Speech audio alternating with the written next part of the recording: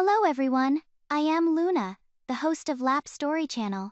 Every time the Macau government mentions reducing the number of foreign workers, they hold a grand press conference. This time, they said the number of non-professional foreign workers decreased by more than 1,500 year-on-year, and emphasized that the unemployment rate has dropped to 2.1%, making it sound like a very impressive achievement. But the problem is, Macau still has nearly 150,000 non-professional foreign workers, and if you add domestic helpers, the total number of foreign workers exceeds 180,000, is a reduction of 1,500 people a lot or a little.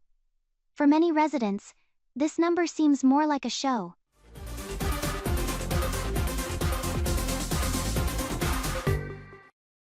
Think about it, a city with only a few 100,000 inhabitants has hundreds of thousands of foreign workers employed here for years, many of whom have become permanent employees.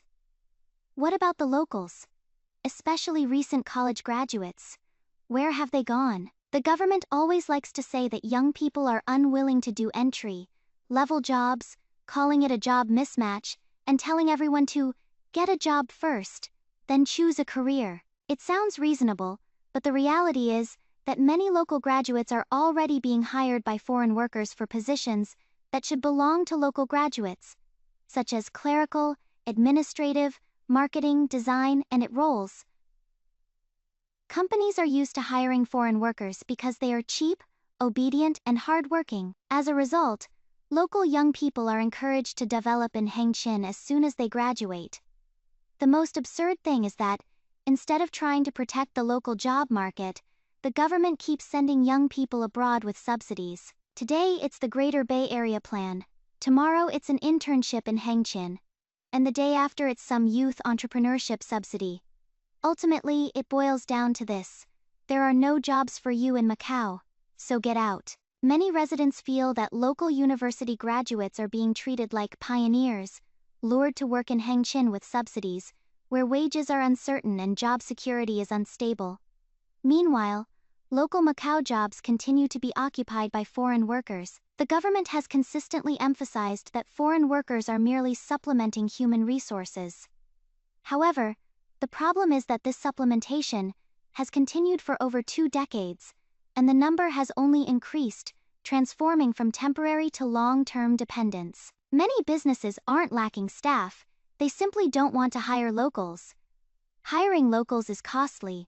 It requires pension payments, adequate rest, and considerations of personal relationships. The foreign worker system allows businesses to operate at low cost long-term. As a result, the entire market has become a vicious cycle of involution. Restaurants compete on price, hotels compete on price, service providers compete on price, ultimately driving down wages.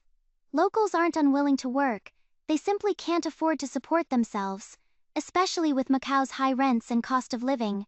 What can a salary of just over 10,000 patakas possibly cover? Therefore, what residents truly want to see is not a numbers game like reducing the workforce by 1,500, but a genuine reform of the foreign labor policy. For example, increasing foreign worker wages to stop companies from using labor at such low prices, or stipulating that foreign workers must leave Macau after 1 or several years of service to prevent them from monopolizing positions. More importantly, it's necessary to re-examine whether companies truly have the ability to generate profits. Because some companies don't make money based on their own capabilities, but rather rely on cheap foreign labor to survive. Hiring a dozen or so cheap foreign workers can lower costs, allowing them to compete on price with other businesses. Ultimately, this leads to stagnant wages across Macau, leaving young people with even less hope. This model will only lead to a decline in the quality of Macau's economy in the long run. Here is another point. Many are afraid to mention, Macau's population is already small, but competition is already fierce. Local residents already face immense pressure to pay mortgages, rent, and support their families.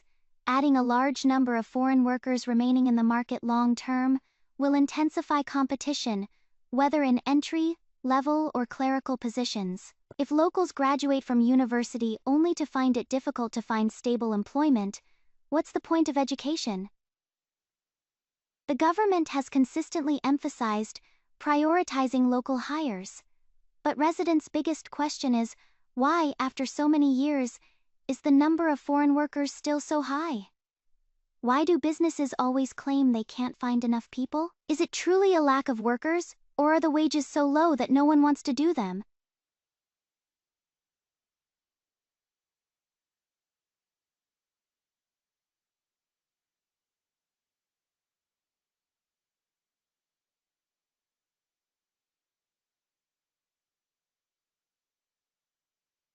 As a true economic prosperity, or just a beautifully packaged illusion? 多謝主席，各位同事，政府致力穩定社會大局，推動本澳經濟復甦，宏觀整體數據向好，值得肯定。